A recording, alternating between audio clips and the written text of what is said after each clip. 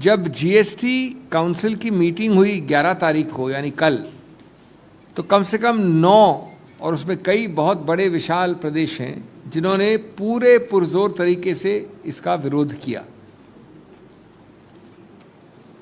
इसका विरोध किया कई कारणों से। मुख्य कारण यह है कि पहली बात, अभी ट्रेड, आयात निर्यात बहुत ज़्यादा कमी मंदी पे चल रहा है।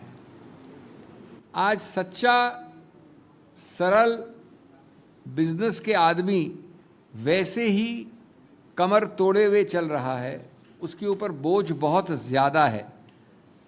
अब आप पीएमएलए के द्वारा वो जितने भी छोटे बिजनेस हैं, और कई छोटे बिजनेस 1 करोड़ से ज़्यादा होते हैं,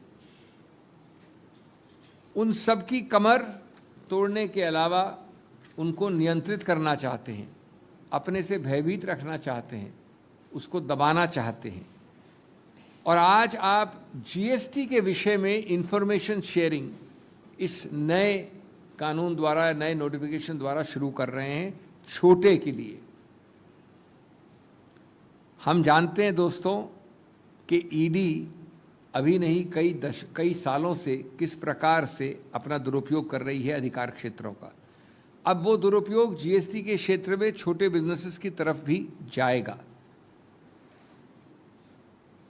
इसके बिना भी दिन प्रतिदिन कोविड के पहले और कोविड के बाद ये छोटे बिजनेसेस, जिनको आप एसएमई भी कहते हैं, दिन प्रतिदिन अपनी पीड़ा व्यक्त करते थे, कंप्लेन करते थे। अब सोचिए, जब इनको थोड़ा थोड़ा रिकवरी का टाइम आया है तो एक और बोझ डाल दिया गया है, बोझ से ज़्यादा एक बहुत बड़ा भय डाल दिया गया है। ये हम समझते हैं कि टैक्स आतंकवाद के अलावा और कुछ नहीं है। टैक्स आतंकवाद, टैक्स टेररिज्म। कई लोग जीएसटी पे नहीं करते हैं, कई लोगों को जीएसटी से कोई मतलब नहीं है, जीएसटी उनके पूरे आयाम में, पूरे बिजनेस में आता नहीं है। अब आपसे ईडी बार बार ये भी प्रश्न पूछ सकती है कि आप जीएसटी अवॉइड कैसे कर रहे हैं जबकि जीएसटी लागू नहीं होता हो, और वो लाखों सैकड़ों छोटे बिजनेस जो जीएसटी से की परिधि में नहीं है, वो भी भयभीत होकर अब रहेंगे। दूसरा या तीसरा पहलू, एक तो हुआ ट्रेड का, एक हुआ भय का, तीसरा हुआ छोटे बिजनेसेस का। चौथा, क्या इसके बारे में कोई भी विचार विमर्श हुआ देश में, संसद में? संसद का पिछला सत्र इतना पहले नहीं था, हाल में था। किसी रूप से विचार विमर्श, आदान प्रदान हुआ?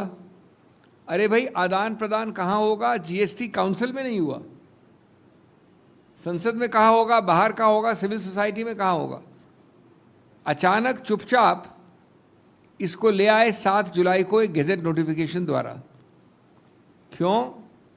क्योंकि आप पूरी तरह से आश्वस्त थे माननीय सरकार कि अगर इसको हम विचार विमर्श में, पब्लिक डोमेन में रखते तो काफ़ी इसमें गुस्सा आता, काफ़ी झगड़ा और विरोध होता। उस सब को आपने जल्दबाजी में, टेयरिंग हरी में करके, ख़त्म करके एक मामले को अंतिम चरण देने का प्रयत्न किया है। ये बड़ा स्पष्ट है कि इसमें कोई भी आम कारण नहीं है, बोनाफिडे कारण नहीं है। एक या दो बहुत ही ज़बरदस्त, अजीबोगरीब, विकृत कारण दिए जा रहे हैं। एक है टैक्स इवेजन, दूसरा है टेरर फंडिंग। ये लगता है मुझे दोनों वाक्य इस सरकार के फेवरेट हो गए हैं।